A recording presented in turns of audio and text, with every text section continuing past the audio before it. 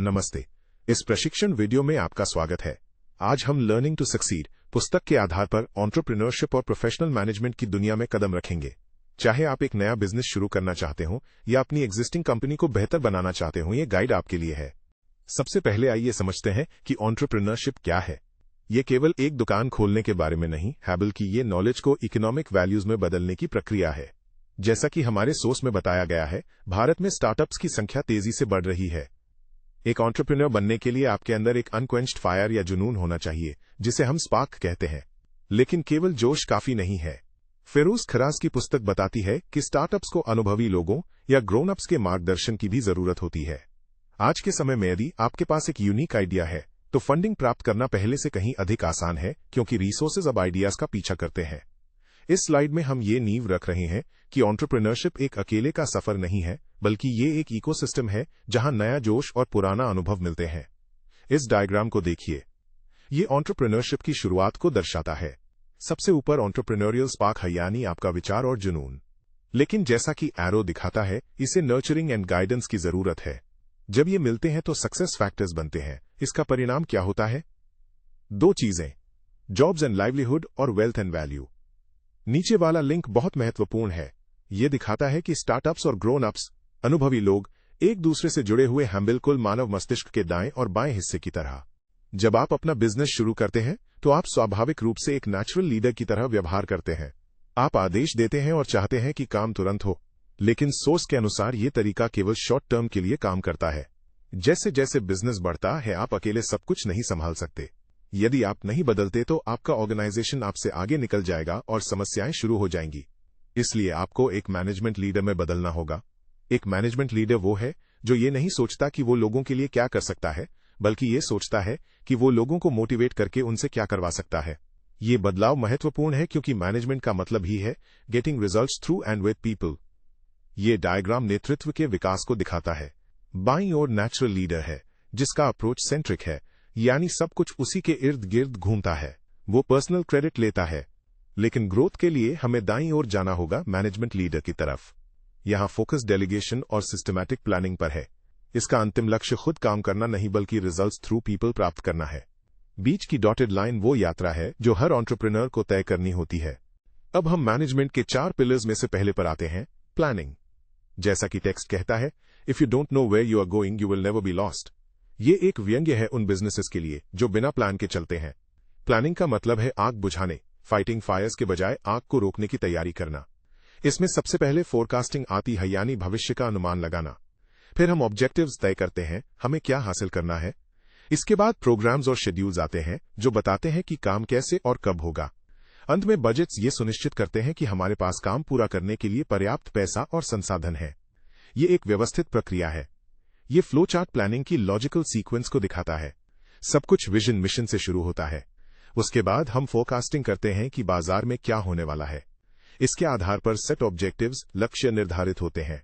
लक्ष्यों को पाने के लिए प्रोग्राम्स, कार्य योजना बनते हैं। फिर स्केड्यूल्स, समय सारिणी, और अंत में बजट्स, पैसा। ये सब मिलकर हमें गोल अचीवमेंट तक ले जाता है। प्लानिंग के बाद हमें ऑर्गेनाइजेशन की आवश्यकता होती है। बहुत से लोग पूछते हैं कि मेरी कंपनी में समस्याएं क्यों हैं। अक्सर इसका उत्तर खराब ऑर्गेनाइजेशन स्ट्रक्चर में होता है। ऑर्गेनाइजिंग का मतलब है सही व्यक्ति को सही काम देना। यहां सबसे महत्वपूर्ण कॉन्सेप्ट है डेलीगेशन।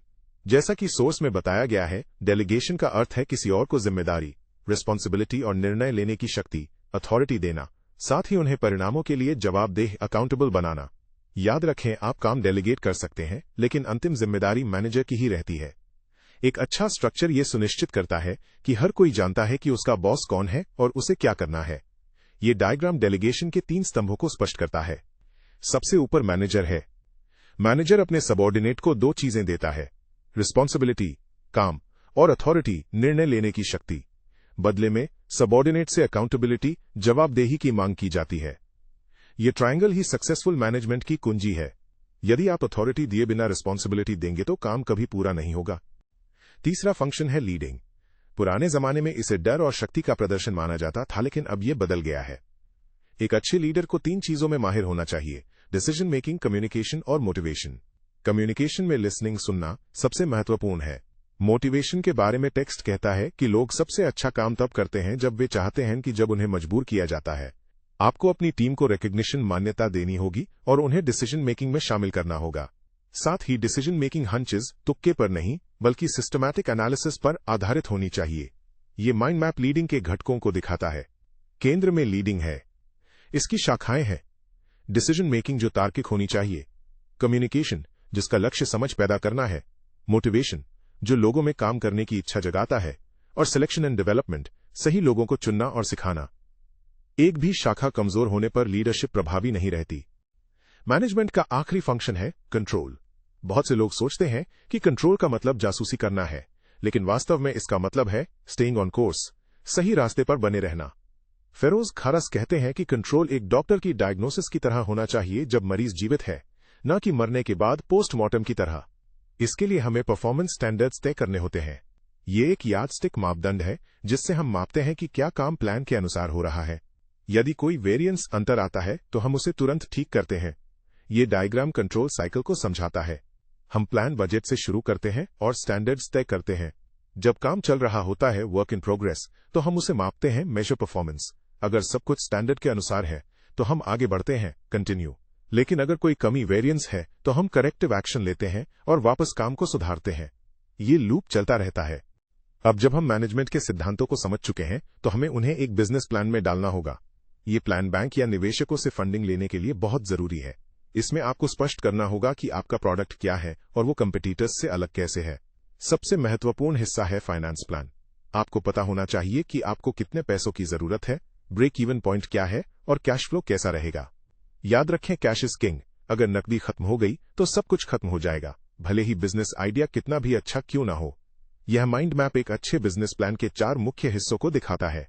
1. कॉन्सेप्ट, आपका आइडिया कितना यूनिक है। 2. मार्केट, आपका ग्राहक कौन है और कंपटीशन क्या है। 3. ऑपरेशंस, आप प्रोडक्ट कैसे बनाएंगे, टेक्नोलॉजी, लोकेशन। 4. फाइनेंस, पैसा कहां से आएगा और मुनाफा कैसे होगा। इन चारों का सही मिश्रण ही एक सफल प्लान बनाता है। अंतिम स्लाइड में हम भविष्य की ओर देखते हैं। कोई भी बिजनेस स्थिर नहीं रहता। चेंज, बदलाव ही एकमात्र कांस्टेंट है। पीटर ड्रकर कहते हैं कि हमें इनोवेशन के माध्यम से बदलाव को मैनेज करना चाहिए और केवल वॉल्यूम बढ़ाने के बजाय प्रोडक्टिविटी बढ़ाने पर ध्यान देना चाहिए। इस यात्रा में आप अकेले नहीं हैं। मेंटरिंग का लाभ उठाएं। WZCC की बिजनेस एडवाइजरी सर्विस जैसे प्लेटफॉर्म नए एंटरप्रेन्योर्स को अनुभवी मेंटर्स से जोड़ते हैं।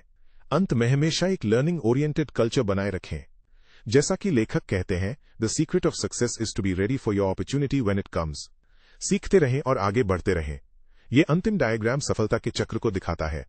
आज का माहौल टर्बुलेंट, अस्थिर है। इसमें टिके रहने के लिए अडैप्टेबिलिटी एंड लर्निंग की जरूरत है। इसमें मेंटरशिप जैसे बस आपकी मदद करता है। जब आप सीखते हैं तो आप इनोवेशन करते हैं, जिससे सस्टेनेबल ग्रोथ मिलती है। ये एक निरंतर चलने वाली प्रक्रिया है। धन्यवाद।